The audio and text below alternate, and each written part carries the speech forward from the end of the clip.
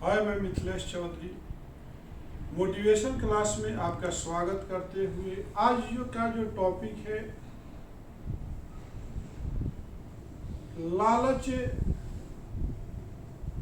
पाप का जन्मदाता है। आज का जो टॉपिक है लालच जो है पाप का जन्मदाता है, यानी कि लालच जो है पाप का बाप है। तो आखिर लालच क्या है आपको बताएंगे। हम जिंदगी में कम समय में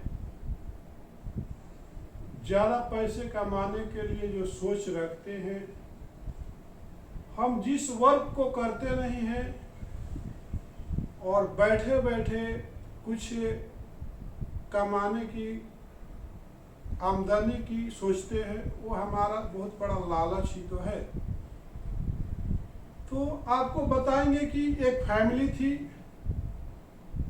और उसका हस्बैंड जो है बहुत ज्ञान की प्राप्ति के लिए कई साल तक बाहर में रहता है और ज्ञान जब अर्जित करके आता है तो उसकी वाइफ पूछती है कि सबसे बड़ा पाप क्या है और लालच क्या है, लालच जो है क्या है और लालच जो है पाप का बाप कैसे है, आप बताइए। तो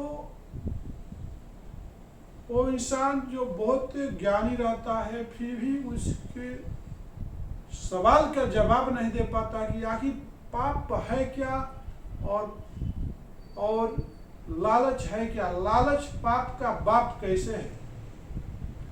तो बोलता है कि ठीक है, मैं एक बार और जाकर के ज्ञान की प्राप्ति करके आता हूँ। इसका आपका आंसर के लिए, आपका जो प्रश्न है उसका उत्तर के लिए मैं आपको फिर से एक बार जाकर के ज्ञान हासिल करके आता हूँ। फिर वो निकलता है जहाँ से ज्ञान लिया था, अपने गुरु के पास जाने को सोचता है।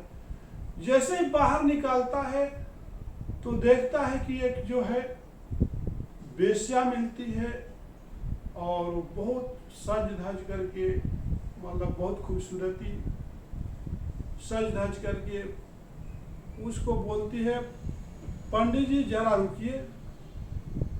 पंडित जी रुकते हैं, बोलते हैं बोलो क्या काम है। बोलती कि मैं वेश्या हूँ, मैं चाहती हूँ कि आप हमारे घर पे पधारिए और हमारा घर पवित्र कीजिए। पंडित जी बोलते हैं वेश्या के घर पर जाना और उसके हाथ का खाना ये बहुत बड़ा पाप है।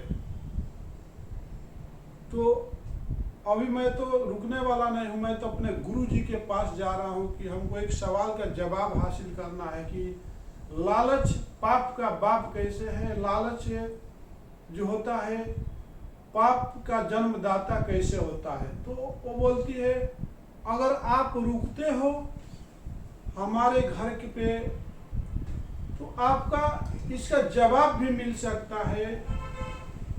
लाख कोशिश करने के बाद फिर वो जो है पंडित जी मान जाते हैं और उसे सुंदर नारी के घर पे प्रस्थान करते हैं जो वेश्यावृत्ति करती थी।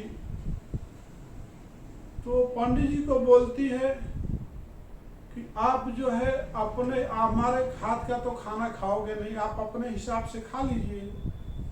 आप किचन में चले जाइए, वहाँ पे जो आपको अच्छा लगता है अपने हिसाब से खा लीजिए। तो पंडित जी एग्री नहीं होते। मैं बोला तुम्हारे घर का खाना, तो मैं तो रुक गया लेकिन घर का खाना नहीं खा सकता तुम्हारे। तो बोलती है पंडित जी इसके बदले में आपको मैं 5,000 रुपया देती हूँ, आप अपने हिसाब से लेकर के खरीद के कहीं से कुछ ला के खा लीजिए। पंडित जी को लालच आता है, 5,000 रुपया मिल रहा है यार।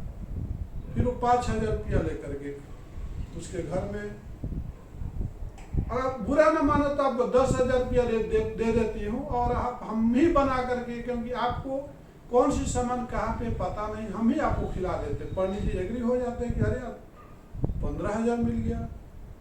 अब उनके अंदर एक लालच बढ़ती जाती है। ठीक है, खाना बनने के बाद वो वेश्या जो है खाना लेकर के आती है और पंडित जी से बोलती है, पंडित जी बुरा मत मानिएगा, मेरे हाथों से जरा आप खाना तो खा लीजिए।